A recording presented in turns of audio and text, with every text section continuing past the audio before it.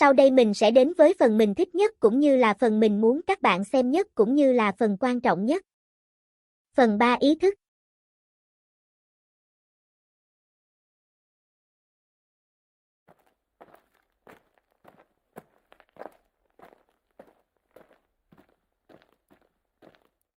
Dear future generations, I think I speak for the rest of us when I say, sorry. Sorry we left you with our mess of a planet. Sorry that we were too caught up in our own doings to do something. Sorry we listened to people who made excuses to do nothing. I hope you forgive us. We just didn't realize how special the earth was. Like a marriage gone wrong, we didn't know what we had until it was gone. For example, I'm guessing you probably know it as the Amazon desert, right? Well, believe it or not, it was once called the Amazon rainforest, and there were billions of trees there, all of them gorgeous, and... Oh, you don't know much about trees, do you? Well, let me tell you, trees are amazing. I mean, we literally breathe the air they are creating. They clean up our pollution, our carbon. They store and purify water, give us medicine that cures our diseases, food that feeds us, which is why I'm so sorry to tell you that we burn them down. Cut them down with brutal machines, horrific, at a rate of 40 football fields every minute. That's 50% of all the trees in the world gone in the last 100 years. Why? For this. And that wouldn't make me so sad if it weren't so many pictures of leaves on it. You know, when I was a child, I read how the Native Americans had such consideration for the planet that they felt responsible for how they left the land for the next 7 generations. Which brings me great sorrow, because most of us today don't even care about tomorrow. So I'm sorry. I'm sorry that we put profit above people, greed above need, the rule of gold above the golden rule. I'm sorry we use nature as a credit card with no spending limit, overdrafting animals to extinction, stealing your chance to ever see their uniqueness or become friends with them. Sorry we poison the ocean so much that you can't even swim in them. But most of all, I'm sorry about our mindset, 'cause we had the nerve to call this destruction progress. Hey Fox News, if you don't think climate change is a threat, I dare you to interview the thousands of homeless people in Bangladesh. See, while you were in your penthouse nestled, their homes were literally washed away beneath their feet due to rising sea levels. And Sarah Palin, you said that you love the smell of fossil fuels. Well, I urge you to talk to the kids of Beijing who are forced to wear pollution masks just to go to school. See, you can ignore this, but the thing about truth is, it can be denied, not avoided. So I'm sorry, future generations. I'm sorry that our footprint became a sinkhole and not a garden. I'm sorry that we paid so much attention to ISIS and very little to how fast the ice is melting in the Arctic. I'm sorry we doomed you, and I'm sorry we couldn't find another planet in time to move to. You know what? Cut the beat. I'm not sorry. This future, I do not accept it, because an error does not become a mistake until you refuse to correct it. We can redirect this. How? Let me suggest that if a farmer sees a tree that is unhealthy, they don't look at the branches to diagnose it, they look at the root. So like that farmer, we must look at the root, and not to the branches of government, not to the politicians run by corporations. We are the root, we are the foundation. This generation, it is up to us to take care of this planet. It is our only home. We must globally warm our hearts and change the climate of our souls and realize that we are not apart from nature, we are a part of nature. And to betray nature is to betray us. To save nature is to save us. Because whatever you're fighting for, racism or poverty, feminism, gay rights, or any type of equality, it won't matter in the least. Because if we don't all work together to save the environment, we will be equally extinct. Sorry.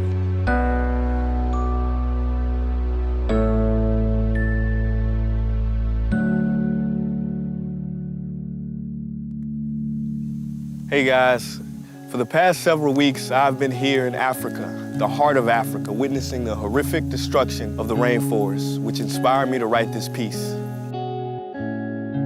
Why are forests being destroyed at such an enormous rate? For this. Today we live in a world where destroying trees makes you money. So what can we, normal people, do about it? One way to directly fight the destruction is to stand for trees. By standing for trees, not only can you save the lives of trees, help forest communities, and protect the rights of animals to live in their homes, but you will also balance the amount of pollution that you yourself give off with your everyday activities, making you a part of the solution and not the problem. This is the option that I chose. But whatever way that you choose to stand for trees, do it. Because a wise man once said, when the rivers are all dried up and the trees cut down, man will then realize that he will not be able to eat money.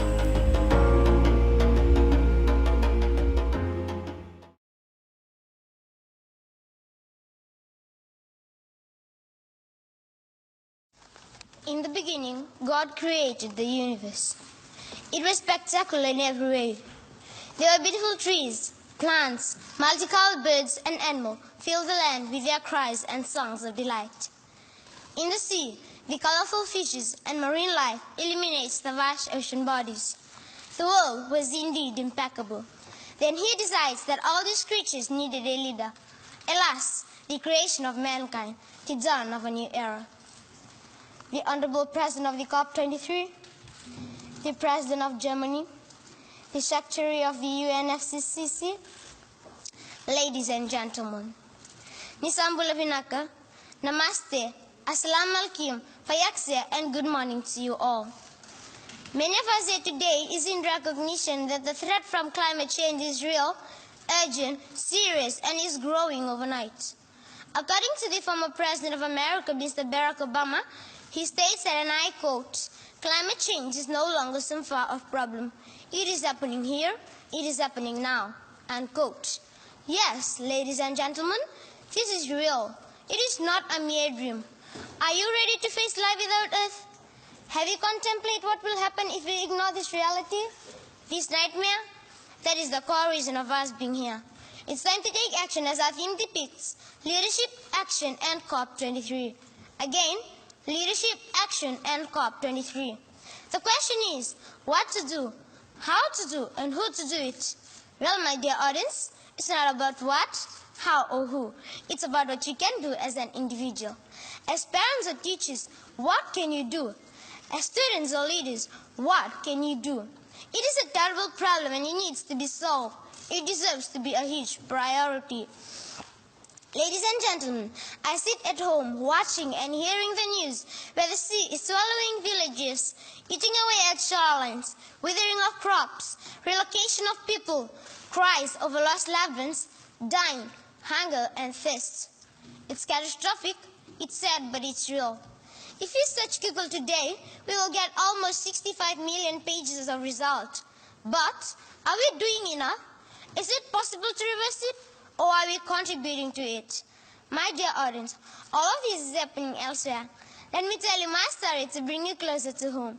I hail from the beautiful province of Tailevu in a small village in Wainimbuka called Nevidula, which is in Vitilevu, the largest island in Fiji.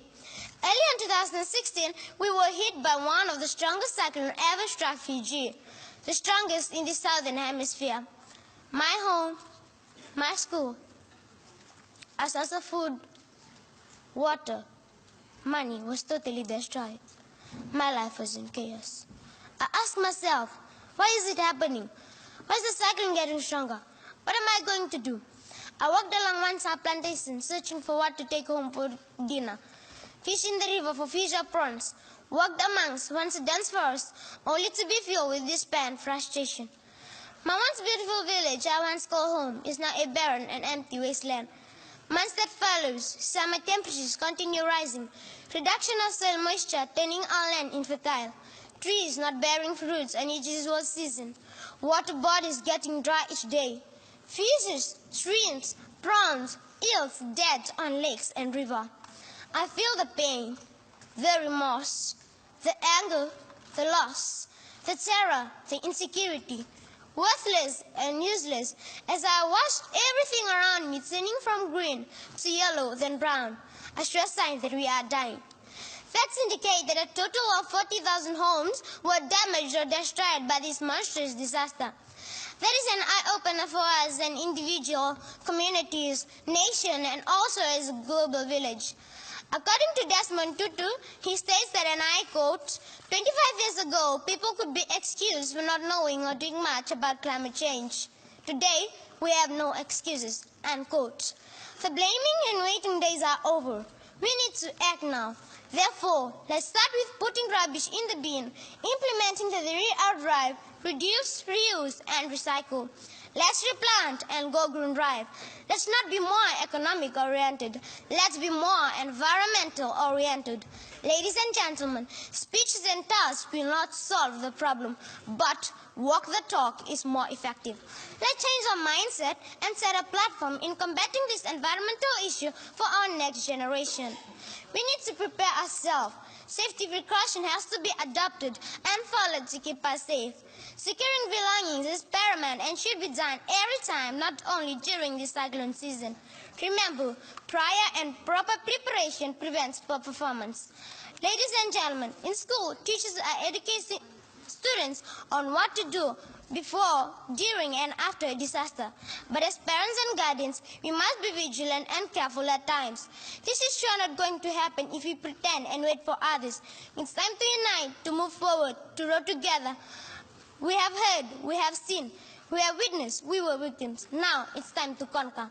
Ladies and gentlemen, system may change, human can change, but climate change is here to stay unless you do something about it. With these words, let us be more environmental oriented and help restore a spectacular Mother Earth. Thank you, Vinaka and Dhanewat.